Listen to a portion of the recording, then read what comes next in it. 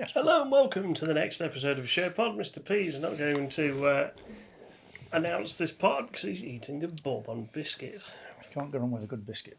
Hello and welcome to Show Pod. I'm Mr. P with Mr. Dave and Mr. Jethro. And I've got biscuits. Yes, we do. Same as last time, I've actually got biscuits again, which delayed starting of filming because I had my mouth full of biscuits and I was sat here munching away at them, and you guys were just sort of like, come on. Who gave him biscuits? And we've got tea. Tea is always good. Yes. Tea as well. Can't go wrong with a good cup of tea. But not only that, Yeah, I've seen the old branded mugs as well. Yes. Oh, branded mugs. Yes. And this time, we're going to be talking about the film Predator.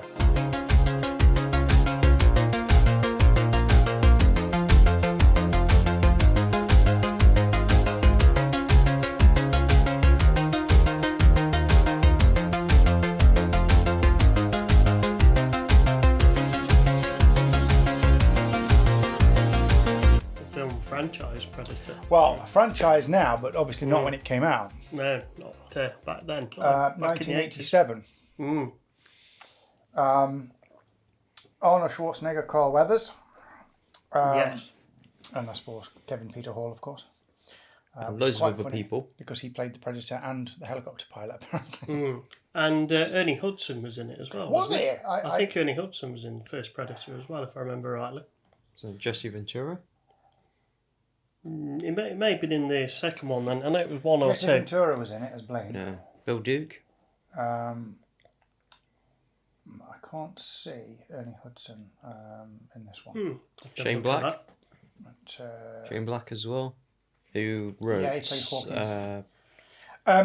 he wrote Lethal Weapon. Did he? All the Lethal Weapon movies. Oh, cool.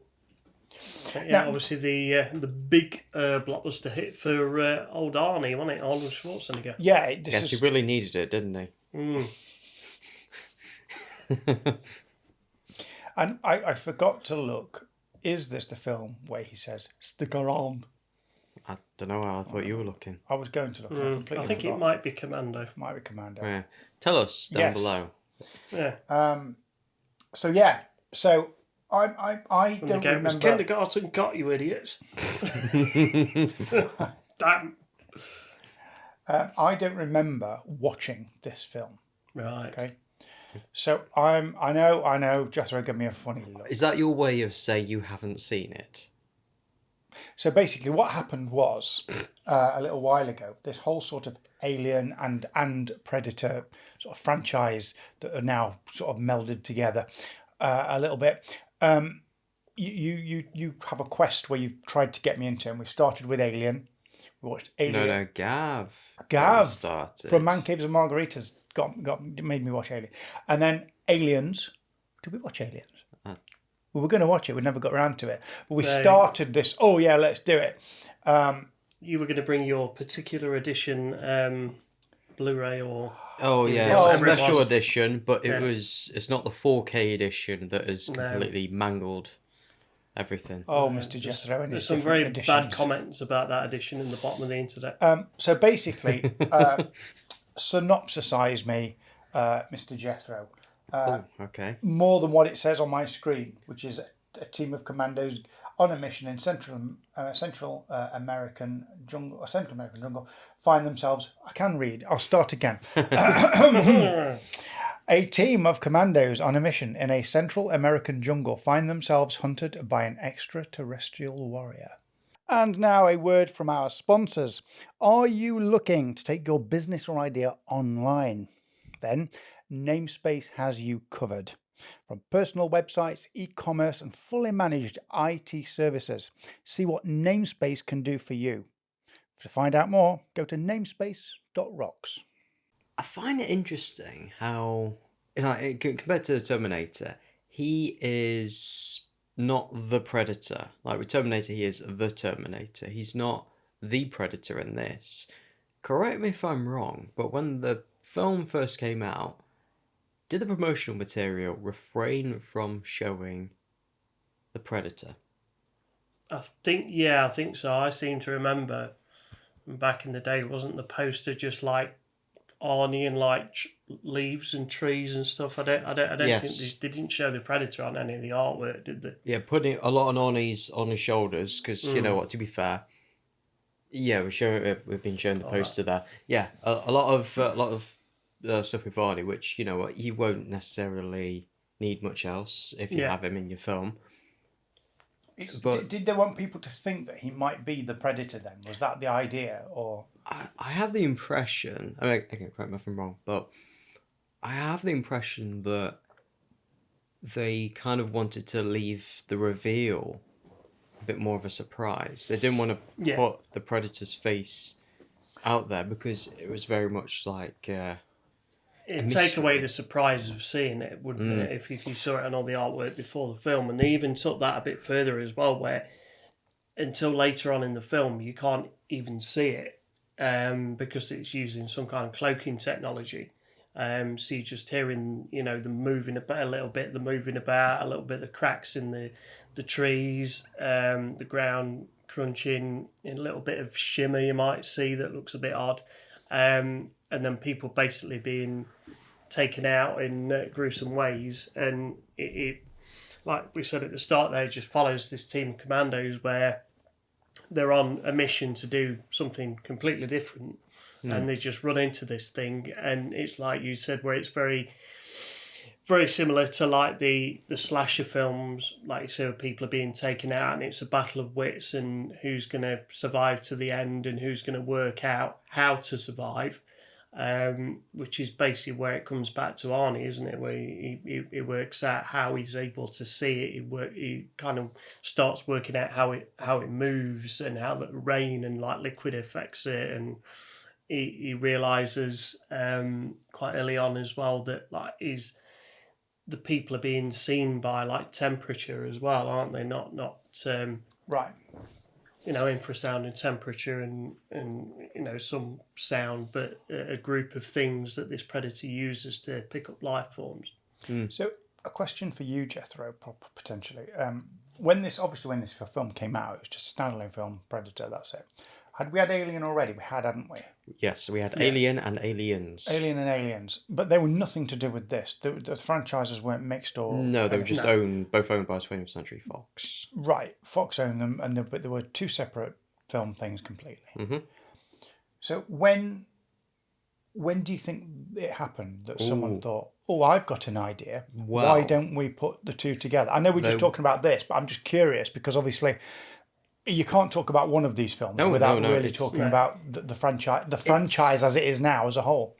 It's a good question, and it's basically there was a video game, right, that has actually pitted them against each other. It was more like an arcade style game. Right. Or am I getting it confused with Terminator versus RoboCop? I might be, but I think there was an Alien versus Predator game that does ring a bell. But I can't remember at what point it came out, but there were also comics, right, and that sort of had the what if we had put these two together. Now, unlike Terminator and RoboCop, Alien and Predator were owned by the same people. Yeah, so quite easy to and they put thought, together. "Oh, hang on a minute, people like this. Let's make more of it." Well, this is the thing with comics, isn't it? A lot of these things are tried out in comics, and then people realise that, oh, that's a good idea, or those two things work well together, or they complement each other, and then eventually it goes onto a TV screen or on a movie screen. So we've seen a lot of stuff that's inspired from comics and from novels and graphic novels and things like that. So it wouldn't surprise me if that's how kind of this Alien Predator mix and mashup came together. But like you say, when the first Predator film came out, you had two Alien films at this point, but no real like connective tissue between them. No. Okay. And it was a very different way of doing it as well, whereas like Alien was like going out into space and encountering this and all this kicking off, whereas this was kind of very grounded, very relatable on Earth, just something that's dropped into like a normal situation and just all goes to hell. So it was interesting that they kind of they did that. I suppose the only time that they'd done that previously was maybe in something like The Thing, where it's like, or even like something like the Andromeda Strain or something like that, something that comes to Earth and it all It's like breaks off on Earth, maybe. treating us like Earth as a safari, and us as the main attractions, or in this case, as game to be hunted. It's always interesting when you come up with a project like this where, to start with, you can't see the thing that's coming after you. And I think that always adds an air of, a heightened air of suspense and scariness to it. And because, as humans, we fear the unknown generally. Yeah. We fear and how many times have we heard that since in films and TV shows where you hear of the people who created content afterwards saying we didn't want to show the monster, or we didn't want to show it too early, or we only wanted to show it in silhouette form, and to make things more scary. POV's a great It was 87, so I assume it was practical effect. Yes.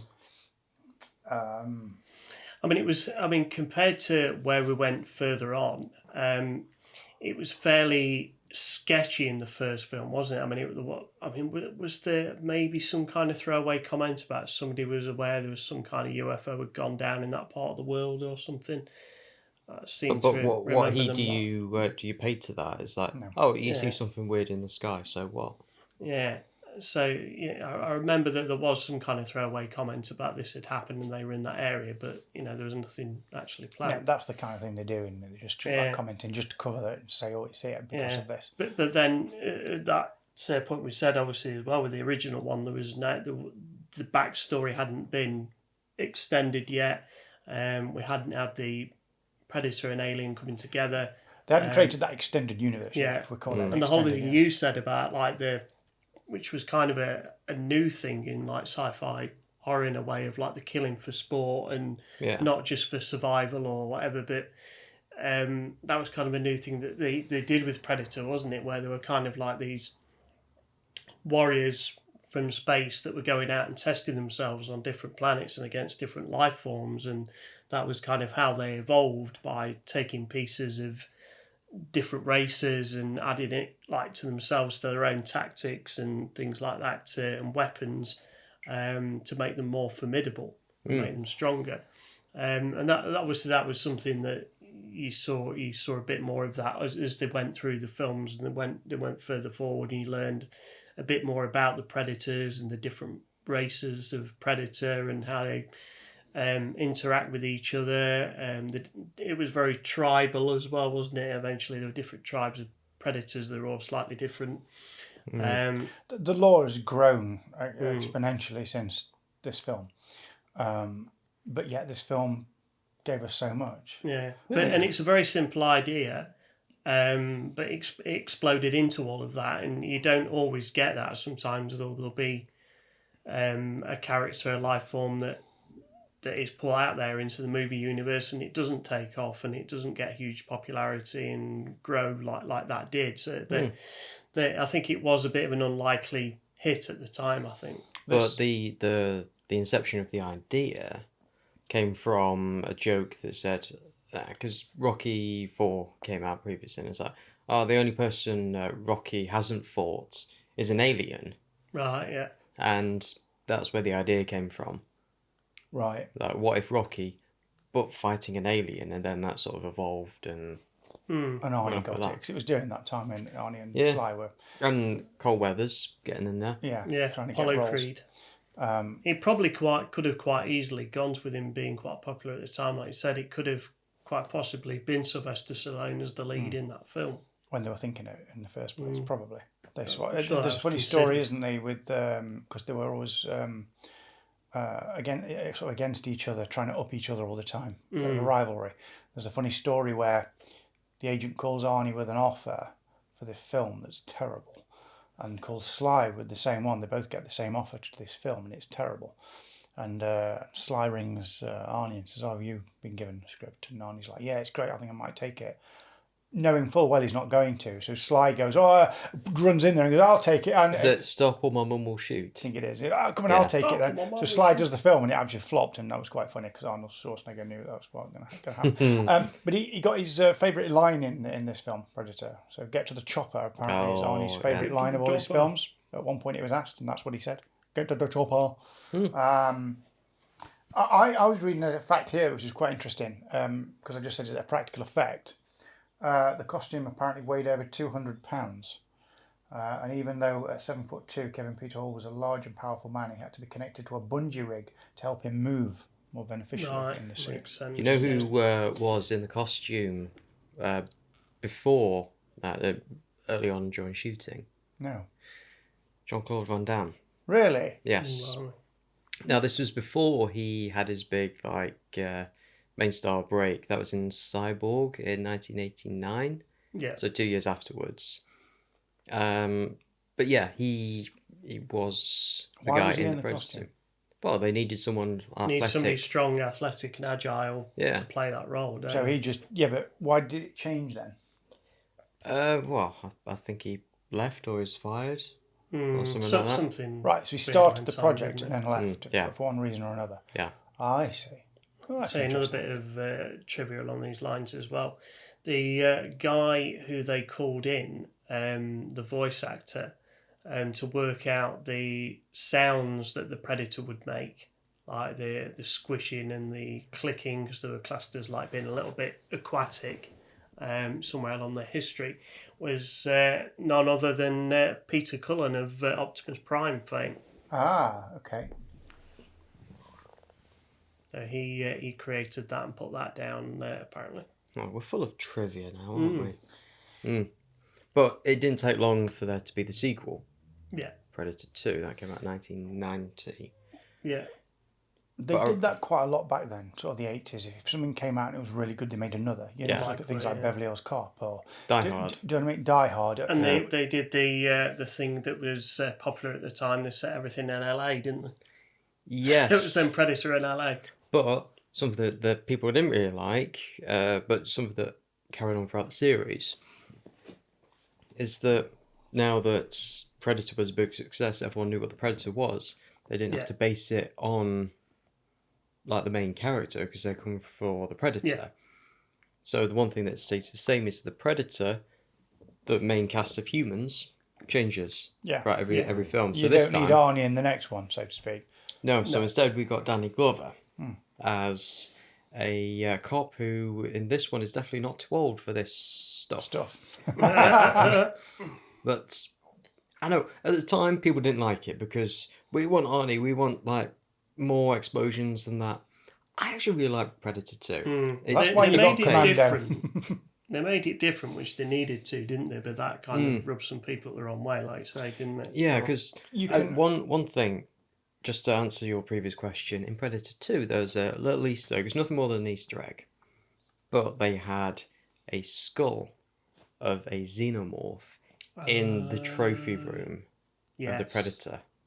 Was it on the ship? Yes. Yeah, that rings a bell. Yeah. There's that little thing there. But it's nothing more than an Easter egg. And they just did it because it's fun. Not, Oh, yeah. Not because they were planning something later on. They needed just stuff to be on the wall there Yeah. of all these different alien species, and you think, what do we have? What do we have? We have this. Oh yeah, this will be a cheeky little Easter egg. See if anyone catches this. Of course, people caught it course they because Of yeah. course. Hang on a minute. What was that? Too late to go back and pause it. I think it's time I tell you what the question's going to be for our Geeky Eyes favourite. Oh. So later, I'm going to ask my good colleagues and friends, Mr. Dave, Mr. Jethro, what their favourite of a particular thing is. And this time's question is this. What is your favourite beverage from television or film? We've done bar or restaurant earlier on in the series, but I'm just wondering now if you were at one of these bars or restaurants, what would you order? What would be your beverage of choice? That's going to be the favourite question to be thinking about. And you at home, of course. Or wherever you are. You could be sat in a field or something. I don't know. It's a free country. Yeah, you could be watching this at a festival. Could be. Never know. Never I haven't know. been to a festival for ages. We should go to a festival. Who thinks we should go to a festival? What festival should we go to? What, in the middle of a field or like wet? Well, most of them are in the middle of a field. Away from our creature comforts. Well, you take an inflatable chair and a flask for your tea. That's what you take, apparently. I didn't take Easy done. I didn't take tea to the last festival I went to. Right. I took wine. Of course. Fine. Yeah. So anyway, Don't think but about that one. while we're thinking about that, we're going to start quizzing Mr. Dave and Mr. Jethro. It's time to go to our quiz. Yeah. Are you ready? Here we go again. Here we go again. Once again, you're going to put your minds against each other to see who can answer the most questions correctly. See how we do this Let's time. find out what happens. And here we are again, another quiz. Another quiz, another brain masher. Now, before we start, we've had a letter. We always joke we're going to get letters. We've had a letter saying that I can't count. Because on the quiz, on the last show pod, I do believe I only asked 9 questions, not 10. I know. It's because when I prepped the questions, they were all over the page. I think I said that at the beginning. And I got a little confused. I'm getting old now. I know we joke that Mr. Jethro is called Grandad, but I'm certainly getting old. You sat.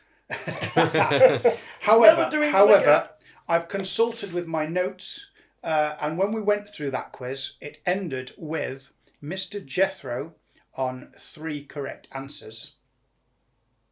Only 3? I've only put down 3. Ooh. Yeah. Oh, maybe I'm getting a bit It's the foggy heat, upstairs. it's the Yeah, then we'll blame that. Yeah. And Dave was on 5, which is 8, and then obviously there was one question you didn't get, which was a 9th question. So I only asked 9.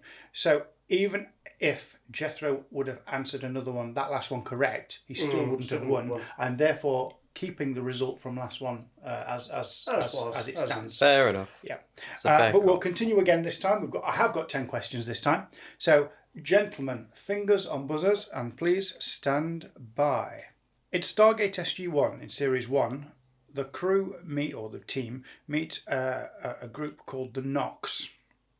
What's the name of the young boy in that group? I tried to find things that you're all interested in.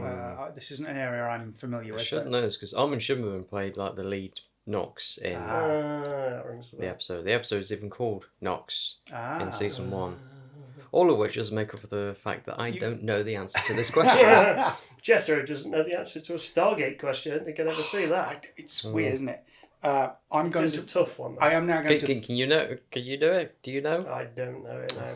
I wouldn't have. I mean, I remember. At least you have an excuse. Remember the race? I remember Armin Shimmerman, but yeah. I might butcher the pronunciation of this, so you can school me on it afterwards. Well, obviously, I don't know what it is. So That's when Jethro goes, no, But that's I've not got- right. I've I'm got- going to have to take what I've got on the card. I've got Nephrian. Nephrian. Anyway, you did. Either way, that was the name. obviously, I don't know that, so I can't school you on it.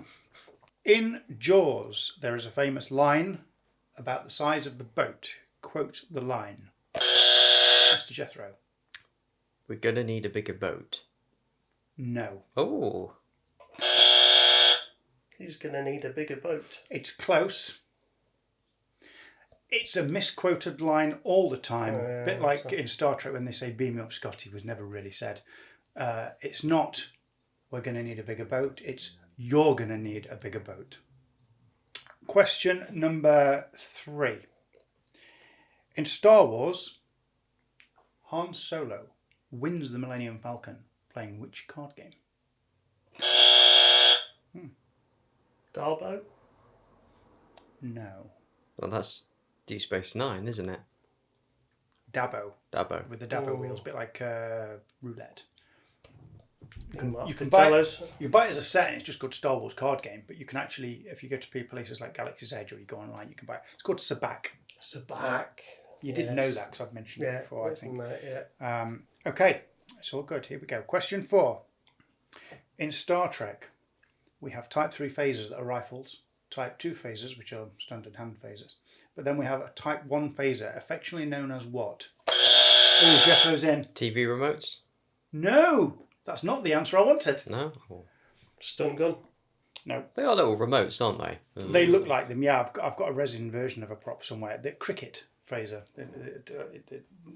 Generally referred to as the cricket phaser because it looked like a little, apparently. Well, we're going to question 5 with no scores on the board. Last time it was like every question we were getting really good answers. For some reason I've absolutely... okay. Really nailed this one. I have. Here we go. fingers on buzzers. You're going to need to buzz in for this one. You'll both know it. In Back to the Future, what's the device that makes time travel possible? Jethro. Flux capacitor. Yes! There we go. For a minute there, I thought it was going to go DeLorean. No.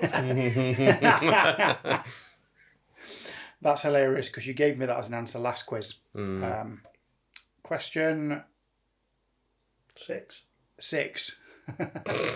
What's the name of the 4th Indiana Jones film? I think Jethro was just in. Indiana Jones, the Kingdom of the Crystal Skull. It is Kingdom of the Crystal Skull. Yes. That was close. You were. Yeah, It was. I think I just heard his buzzer go first. Question 7.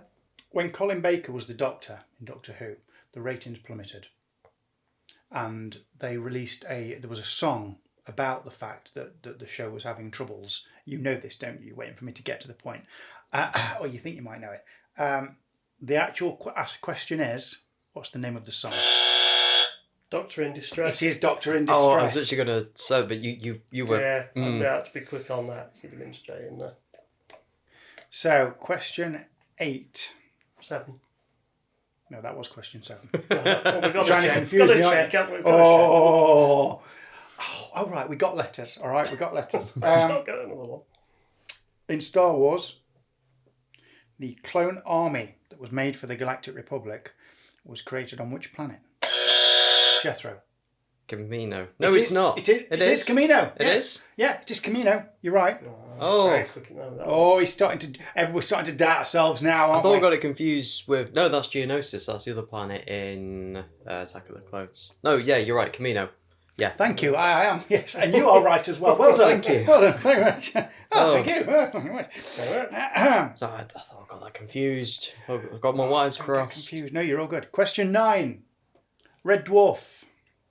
Just give Dave the point on this one. The character Crichton, played by Robert Llewellyn from Series 3 onwards, was played by who in Series 2? Dave. David Ross. David Ross did play Crichton in Series 2 of Red Dwarf, yes. Was it only one episode, I think, as well? One episode just called one. Crichton. Yeah, and then he came back later as Talkie Toaster. Yes, he did. The guy, David Ross, yeah. And question 10. La'an Noonien Singh in Star Trek Strange New Worlds is played by who? Jethro straight in with Christina Chong, which is, of course, right? the correct Good, answer. thank you. We've met her. She's lovely. Well, That's a stage name. What's a real name? Oh, crap. yeah. So, Jethro, 4 correct answers on the board. Mr. Dave, 2 correct answers on the board. Which means Mr. Jethro takes it on this that one. round. You sure? And we didn't, not completely, but we'll go with it. But one question again won't make much of a difference this time. Again. That was just, we picked up towards the end there, didn't we? I think. It was a bit worrying when it was getting to question 5 and nobody got anything right. I think I said last time, have I made the questions too easy? I was just thinking Obviously have I made not, them no. too hard? But there we go. Fantastic. But sometimes you get a question that you think would be quite easy, but it's something that maybe you've not watched for a long time and it's kind of in the back there somewhere, but you can't bring it forward like that quick to get the answer right. You got to find it, dust the cobwebs off, and be like, that's it. Yeah. Well, a lot of cobwebs. Buried in the cache files at the back. Got it. There we go, Mr. Jethro. Congratulations. Got it this week. Not as many questions answered this week as we said there in that footage. Yeah, halfway point we were like, oh no, is anyone going to get a point on this one? Yeah, so that'd be rather embarrassing, wouldn't it? If we've had 10 questions and none of you have got anything. I don't know. Call Never yourself mind. Geeky guy. I do have a question to ask you though. So Ooh. in that last quiz, we did. In fact, the last couple we've had a few differences where I've said I did a true or false. Do we like those kind of questions? True or false questions? They're quite fun. True. Good. It's Good. to, it's nice to change it up a bit, have some different type of questions. I jokingly said to someone the other day, I was in the car and I was prepping the questions for the quiz, and I said, I should do a maths question, but I should do it based around geeky things. So you'd have to work out the answer using geeky answers. So like subtract the year 1 thing came out with another and then add it to the amount of something on a something. Oh, that's a good question. Yeah. That'd be So interesting. I might chuck a silly one like that in that you're going to have to think about. So be prepared for a geeky maths question. Yeah. It's coming. Oh, it's Geeky Guys with Geeky Maths with Mr. P. Yeah. We are, of course, if you've just joined us, it's not live, so if you've just scrolled across by accident with your thumb, we're talking Predator. And that entire franchise, I suppose, a little bit. Yeah. So we're just talking about, obviously, Predator 2 in LA, Danny Glover, Xenomorph skull on the Predator Easter ship egg, in the yes. trophy cabinet. Gotta love an Easter egg. Which is good. And then obviously forward from there, obviously the third Predator movie, whereabouts was that set? Or was that AVP? Was it then straight Are we after counting AVP as the third Predator movie? Or should we just look at AVP and then look at Predators? Because Predators came out 2010, AVP came out 2004. Yeah, I think we've got to go through them in sort of order they came out, I think, haven't we? So we're looking at AVP. Entirely. So yeah, obviously, we've then had Alien versus Predator, which is something we mentioned earlier on, where there was the mashup in the comics and the graphic novels, the video game. How do we think that idea translated onto screen? You know what? Despite its flaws, if you just accept it as a dumb sort of what if, fun little thing, I enjoy it. I don't treat it with the same sincerity as the other Predator Alien films. No, it's not quite there. I mean, I think they kind of got the tone of the film right, didn't they? And there was little bits in it that was interesting, about the history of those two species and kind of the ancient history of those two species on Earth and over the years as well, which added a bit more to the overall story of both, didn't it? It's a bit like the Terminator franchise. There's a lot of films, and some of them are all a little bit different, but they're all set kind of in the same universe. So you either say, look, I'm a fan and I like the franchise, and you have favourites and non-favourites, or you've kind of just got to say, well, my thought ran away from it. I don't know where that was going. Sorry. But the issue with that is in AVP you had these the flashbacks to the Oucher using humans to birth these xenomorphs, like for our ancient history. Yet when you look at Prometheus and Alien Covenant, you realise that it was David who selectively bred the xenomorph. Yeah. So you have that contradiction between AVP and Alien when it comes to it's a little bit strange that they'd have like fully formed xenomorphs on like ancient Earth history was a little bit odd, wasn't it? You get that occasionally though if someone's not looking at continuity. But I didn't realise there were so many films. I always thought there were a lot more Alien films than Predator. Probably is now. Predator, Predator 2, Predators, The Predator, Prey, and then you've got for Alien, Aliens, Alien 3, Alien Resurrection, Prometheus, Covenant, and Romulus. So I am right. There's not. So yeah, there's two. Not counting AVP. Yeah. There's two on my screen here that say Predator, but I don't know if it's the same one. We've got Badlands coming out. Is that this year? Yes.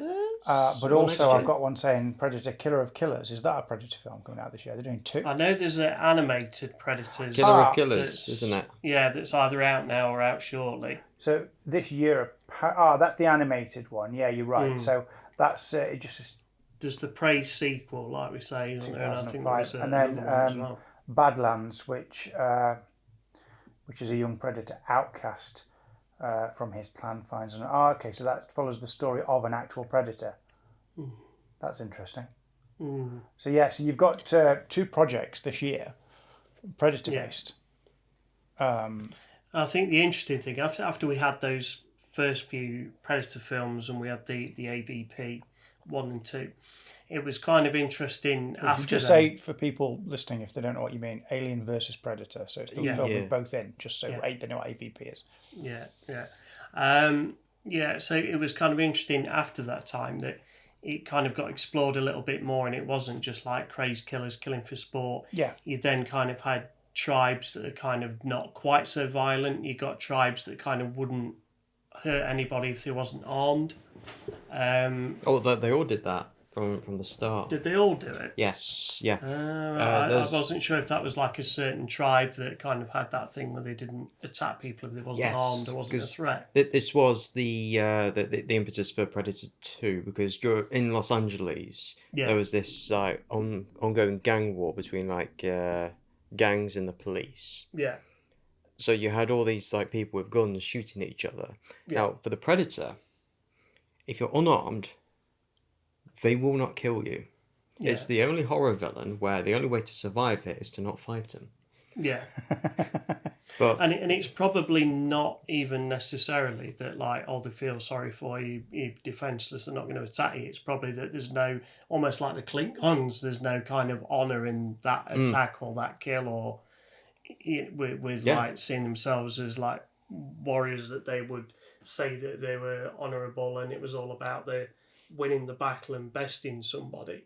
It's probably more about that than it is kind of letting people go because they're being nice because they can't defend themselves. Because also with Predator 2, there was one police officer who was pregnant. Right, yeah.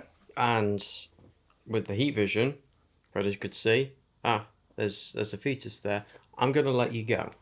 Yeah. So there's also that element to it. Code of conduct in engagement. Yeah. That's a fair assessment. But we saw that a little bit more in kind of the differences between the tribes in Predators, didn't we? Where it was a kind of different idea and a bit of a twist with that one, where the worst of the worst from planets were kind of transported, obviously in this case from Earth, to a ship and then dropped onto a planet. I think it was actually a moon, which was basically the base place that they used for the blood sport for these war games. And so it was all the worst of society, so the criminals and killers and fraudsters and all kind of things that they would put, and they would go against supposedly some of the worst and baddest and hardest people, which was interesting. And it kind of gave you that element as well of these are really bad people. Are you going to relate to them and feel bad when they get taken out? Or are you thinking they kind of had it coming, they were a bit of a nasty person anyway? So that kind of gave it a little bit of a different dynamic, didn't it? Yeah. But it did also show that there was different tribes living together that did look at things in slightly different ways and had slightly different armour to the others. And one tribe was trying to wipe another tribe out. I think it's always interesting when that happens in any franchise. I mean, we've seen in Star Trek, for example, we see Klingons that aren't warriors. We've got Klingons that are diplomats or farmers even, or we don't see them very often, but occasionally they're there. Yeah. And it's interesting that you get this idea that Klingons are this big warrior race, which technically they are. You can't just cruise ships with warriors and have nobody doing anything else. No culture is a monolith, and to treat a culture as such is doing them a disservice. Yeah. And it was quite interesting as well with Predators still as well, where they had kind of a different kind of win at the end, where it wasn't that the person's survived, the alien's dead. On this one, it was kind of escape attempt failed. They've now got to survive another season of more people coming down and more battles, and it just carries on into a circle of kind of where nothing's going to get any better, and the chances of escape are very, very small. Was the feel of this film, Predators, pretty much like the original? No, it's more of its own thing, right? Because this one was directed by Robert Rodriguez. Yes. I'm just reading because there's a point here on my screen that says that one of the mandates for production for this film was that they only looked to the original film for reference points. So I wondered if that was. It feels more similar to the original than 2. Right. Or AVP. Because I don't know if I'm right or not, but didn't they mention somewhere in that film in Predators that one of the tribes was one of their people that had come to Earth in the first film? And if there's something about that it confirmed, like what one of a certain tribe, what was one of them. I love how you're looking at me. I don't know. I've not seen it. I'm not sure. I'm Richard Osman with a laptop. Yeah, I really need to go through this whole film series and watch them all. I think, and I It'll think be your cup of tea. it will be. Yeah, I think that's Mr. Jethro's homework after our filming day today. My homework. You're going to put me I've not told you what it is yet. Hang on. Why's it my homework? Because you know what you're talking about with these films. I know what I'm talking about. These films. You're going to put me together a list of which order you think I should watch them in. Because there are different schools of thought on this. Do you just watch all the Alien films in order and that's lovely? Do you watch all the Predator films in order and that's lovely? Do you mix it up and watch them in chronological order? Oh, chronological order or release order. Oh. Or exactly. This one, it's interesting because I wouldn't say that you necessarily need to put Predator films and Alien films together. No. I don't think they really work like that because they're not really connected that closely, are they? And they don't kind of reference each other. So if I was going to watch these films, what we're saying then, it would be better to watch them in release order. No. Watch either the Predator films or the Alien films first, and then once you've seen them both, maybe go to the AVP films. Right, okay. Yeah, you probably want to watch them last, I would say. You probably appreciate them more if you've seen all the others first. So what I might do then, because I've seen an Alien film, I might actually rewatch Predator then. So you have seen Predator? I think so, but again, I might be getting it mixed up with Commando. It got face paint. It's one or the other. I keep seeing things in my mind, but I think it's Commando, not Predator. I've started to watch Predator. I think I've started it, but never got all the way through it. Not because the film was bad, but just because either I got to a point where I had to go out, or I was doing something, so I had to turn it off. And then obviously going forward with Prey. But before we do that, you're skipping a film. Yes, Dave. The Predator. Of course. That is written and directed by Shane Black, who starred in the original. Right. I will say this film is a bit meh. Okay. What did you not like about it? It's just the dynamic of the people. I just thought they were I don't know, just annoying, and it had that sort of Is this juvenile... the one with this silly bit at the end where they have a Predator super suit that they can put on? Yeah, it's just silly. It had a crude sense of humour which didn't really fit it, and it was just... It's the odd one out of the lot, isn't it? Definitely. Was it a film that started as a good idea and then got a bit out of hand? Is that... Was it a good idea? I mean, I suppose it has only got a 5.3 rating on IMDb. Yeah. It's one of the lower ones. I think possibly the idea was with it, especially looking at the end of the film, the idea was that more predators were going to come to Earth, and this predator or this certain tribe of predators were trying to give humans an upper hand. Now, whether that was to defeat the tribe that was against them, to try and help knock them out a bit, or whether it was just again a blood sport on a thing and level the playing fields a little bit. Not quite sure, but whether they thought they were going to continue that and it was going to go more into a predators versus humans and have more of them coming to Earth and having a battle on Earth maybe, but obviously that never happened. Arnold Schwarzenegger was approached to come back to this project, but turned it down apparently, which I suppose if they send him the script and he looked at it and went, this isn't quite, I don't think this is going to do quite well, that's probably why.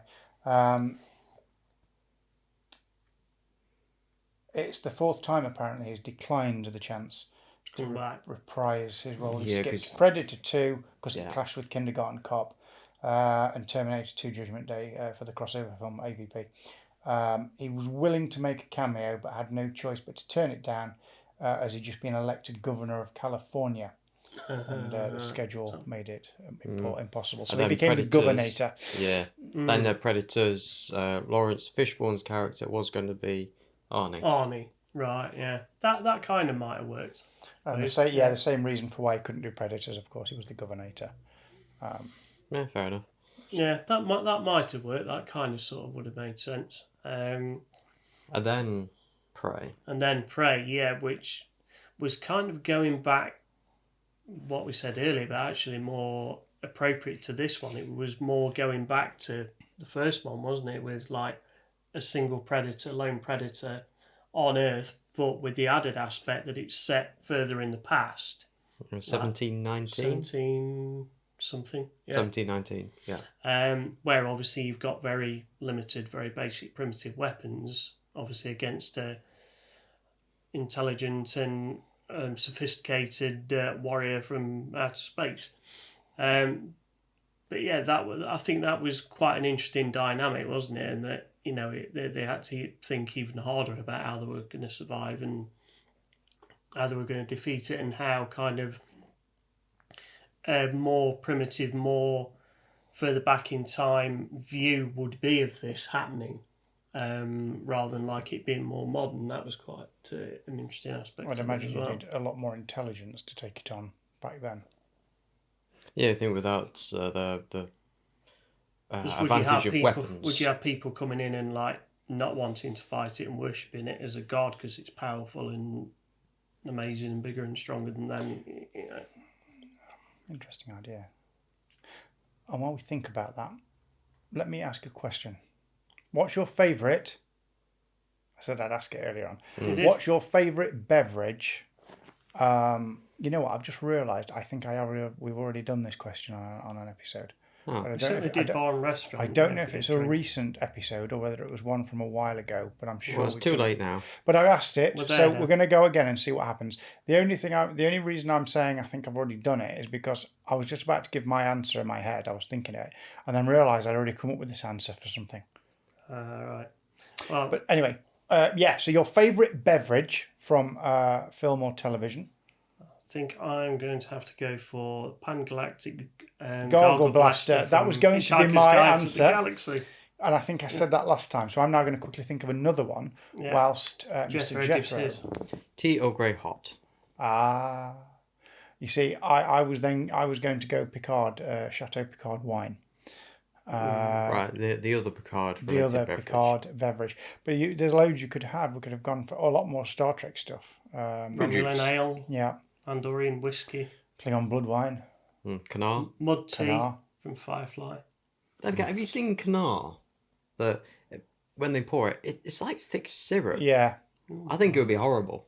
Yeah, I don't know what they used on set for that, actually. Probably syrup. Probably just a syrup. Or treacle. But they did drink a lot of it, didn't they? Yeah, just downing shots of treacle.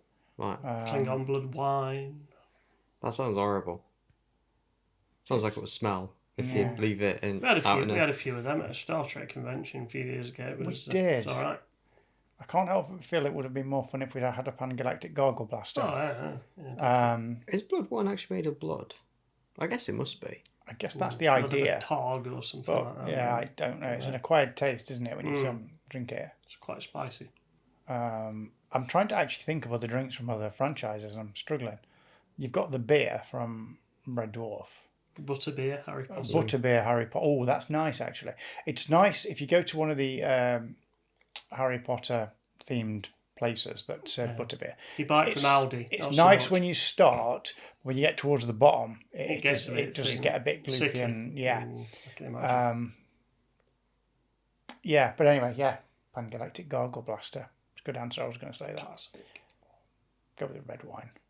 Fall back to an old reliable. Or green. Green wine. No, just green. Just green. It is green. It's green. It is green. What was that? You should know it. I should. Guy and Anoy always had plenty of it with special occasions, be on the bar and she did. It's an episode called Relics with Jimmy Doohan reprising his role as Scotty. Yes. And Picard does say what the drink is. Because I think the line he delivers is... Who do you think gave it to Guy now? That's the line. But that is also a reference to an original series episode. You know, the one where the aliens from the Andromeda Galaxy were turning people into polystyrene balls. Yeah. It's that one. And you're trying to distract one of them by getting them drunk. It's like Scotty just keeps getting drunk and drunk and drunk and drunk and drunk. Yeah. But as long as the other guy was getting even more drunk, so as soon as he passed out, it was like, right. That's it. And I can't remember what the drink was. I'm going to look it up now, but if we'll have a look later. Well, either way, looking forward to Predator. Now, correct me if I'm wrong, Predator Badlands has a Weyland-Yutani android in it. I've heard that there's some kind of Weyland-Yutani link to it. Played by, what's the name, Elle Fanning? Yes. Right. It is Elle Fanning in that. I looked earlier when I was looking at the list of options in the franchise. So they're going to connect those universes. Well, they're going to carry on connecting those universes then going forward. Yeah. So that's going to be interesting. Just see that dynamic. But is there going to be any mention or link Albedarian whiskey? It was, in fact. Sorry, just had to look it up. Albedarian whiskey. Is there going to be any link to Predator or the Predators on the Alien Earth series? That's Don't know. Interesting. Don't know. Again, this is going to be alien, dangerous life forms on Earth again. Very much like what was it? Alien vs Predator Requiem, the second one. I will say this is the only one I dislike because it is completely boring, and the few times that things actually happen in it that don't revolve like petty teenage drama, it's just so dark you can't even like see what is going on. Like you have this thing at the end of the first AVP. You had the alien put one of the eggs inside the dead Yautja. Yeah. And then now you have a mixture between a xenomorph and a Yautja. And you have this this new alien then running havoc along this random town in America. And the power goes out, so everything's just dark, but you have this like really intense fight between the Predator who's just trying to clean everything up and this Predator alien hybrid. The thing is, because it's so dark, you have no idea what is going on. And I'm like, I think sometimes darkness is used far too much for like heightened scares and suspense when it's not really needed, is it? Sometimes they did that in the X-Files too much as well. Like they were going into places that should have lights with torches, and it's like, why? I disagree with the X-Files. Certain times it's good and it does add to the suspense and the scares, and it's well placed. But sometimes you just think it's an office building with power, just switch the lights on. I disagree with the X-Files, but I agree with your general point. Generally, yes, because you say about like, oh yeah, we're keeping silhouette and that. Oh, that's a way to keep production costs down as well, isn't it? It's just make everything dark so you can't see anything. Yeah, you say, but then the other opposite side, they go like, right, we'll make it so dark that you can't even see it. Therefore, we'll have like the tension going on. Like for the first half, you have the tension being extended by having nothing go on. And then the second half, you have the tension extended by not being able to see what is going on. So, yeah.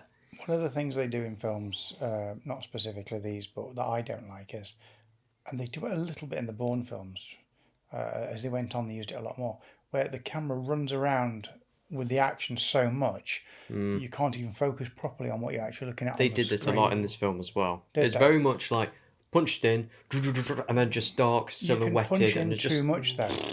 I like to be able to see and absorb what's happening on the screen, not be like a cat in headlights and not really see much of it at all by the end of the sequence. You're thinking, not quite sure what's happening. Yeah.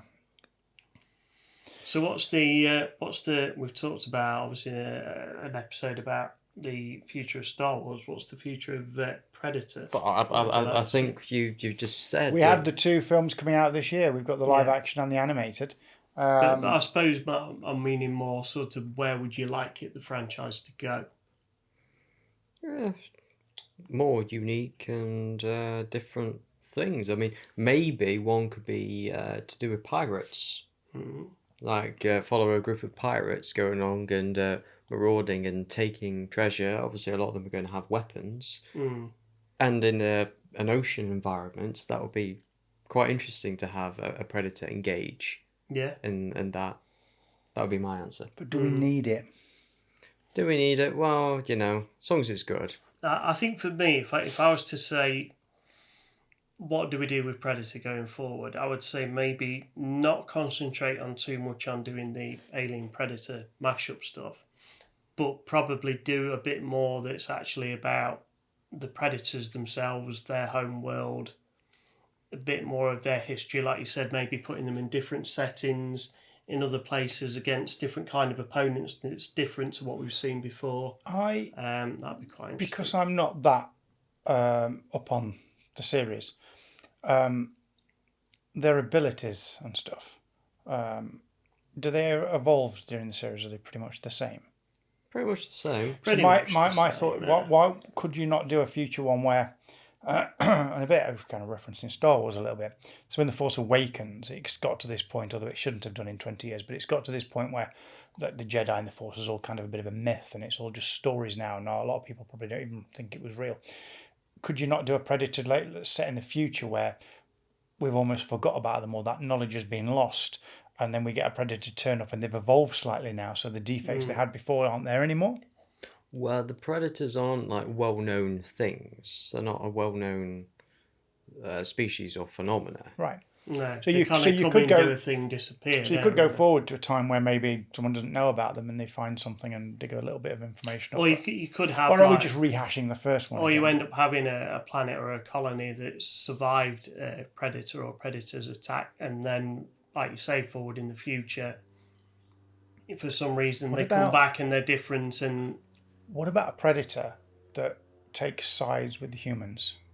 That's kind of what we had in The Predator. Did we? Yeah. So it helps fight against everybody else. Yeah. If you picked that up on the mics, that was a plane flying overhead. Yeah. We've got the windows open here at Geeky Guys HQ today because it's quite it's warm. a warm one. It's a warm one. Yes. Yeah, I think that'd be interesting. I mean, like we said earlier, you've got these people that warriors and killers, but you do need other people to keep other aspects of society running as well. So there is going to be, like you say, people that are pilots and people that are engineers and people that are scientists and those sort of things that are going to have different focuses. We've seen the Predator homeworld. I don't think we have. No. Have we not? No. Could we not do something based there then? And actually see sort of, you could have a classroom environment maybe where they're teaching predators about Earth people.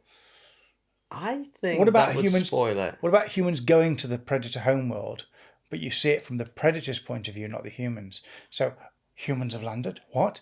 And then they're almost, they want, you know what I mean? So they're like, we're the alien there. It'd be interesting to reverse it. Yeah, we're the alien. Reverse the first one, so the humans crash land on the Predator planet rather than the Predator crash lands on Earth. That'd be an interesting way, and they have to survive and find allies amongst the crazy killers. I'll be cautious with that. Not saying it would be a good idea, but I'll be cautious because you spoil the mystery too much. Spoil the mystery, yes. You'd have to be careful how you did it, but something like that could work. Well, don't give too much away. Yeah, it's like Predator 2 showing us more about it with the, with Danny Glover going on the spaceship and then seeing them in their sort of like their environments within their ship and seeing their trophies and everything. And then Predators, I think, took another step further. Like, I think you can take it more steps, but... Yeah. There is a threshold, I believe. There is another way that you could do it, where you could potentially have an alien race comes to Earth to get help with fighting against the predators because they know that they've visited Earth before, and some species on another planet are struggling against them. They get humans to go and join up with them to fight them off, maybe. You know what's going to happen? We're going to come up with all these ideas, and someone from Fox maybe listening. Yes, listening in. It's happened before. Yeah, it's happened before. Well, we have no actual evidence that links what we're saying that someone that that shows that someone was listening. But we've made suggestions before, Dave. And, We're like The Simpsons, aren't yeah, we? Predict predict things years it, and then it before it kinda actually happens. happens. Yeah, and it's like, we said that. Predators versus Pirates. I want to see that. Yeah, Yeah. Really? that'd be interesting. Good movie title. Predators versus pirates. But just see them in that context, in a more ocean, because you said they're supposed to be more aquatic. Why not see them in a more Aquatic environment? Yeah, that would be interesting to see how the things that make them unique to who they are, how that helps them in an aquatic environment. That Wouldn't it be interesting if they put a curveball in and said things like the Loch Ness Monster and things was actually a predator? And that actually You've said it now. monsters of the sea, Monsters of the Sea, that are well known throughout history and legends, were actually predators that had crash landed. Or considering how Pirates of the Caribbean Predator matchup. the My only name's Captain Jack Sparrow. the only other species on Earth, I believe this is the case. The only other species on Earth that You've gone invisible. That's not fair. that can commit murder or does commit murder or take some glee in inflicting violence upon other creatures are dolphins. So what if predators are hunting, say, dolphins or killer whales or, something of the like? Killer whales generally aren't killers. It's just a name. Okay, yeah, Orcas, right. well, sorry, in the wild. Right, yeah, orcas right, fair don't enough. generally. But dolphins who are violent, why not have the predators not hunting humans for a change, but hunting dolphins? Oh, and then the comes across activists pirates. would be straight out on that idea. Okay, yeah, probably when I say it out loud, it doesn't sound like that good of an idea, but you have to try. But no, interesting idea. Or you kind of go back through their history and you kind of see how they got all the different elements of them from these different races they've fought, and how that's kind of come together to make them what they are. Maybe you kind of get like a bit of a movie. It gives you a bit of an overview about their previous battles. I think it's going to be a case of watching the new projects that are coming out this year and see where they're going with it. Yeah. Because I think, like Jethro said, you can go too far and you can divulge too much and it pull back the veil so much that there's no mystery anymore. And well, all we can do is wait and see what they've certainly happens. got to do something slightly different. I think more of the same is not going to work. I don't think.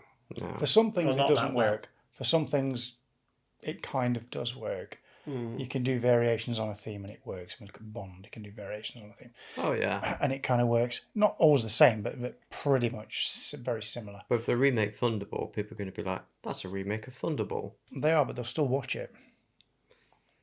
For how long, though? I mean, that is a question that Amazon need to ask Well, themselves. they made Never Say Never Again, which was a remake of Thunderball. Yeah, but Octopussy was more popular. True.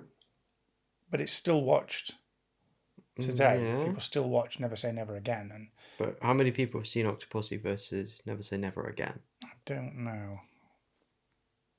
Yeah, it came out pretty much the same year, didn't they? Well, before we, while we carry on talking about Bond, we're going to leave everybody else to it.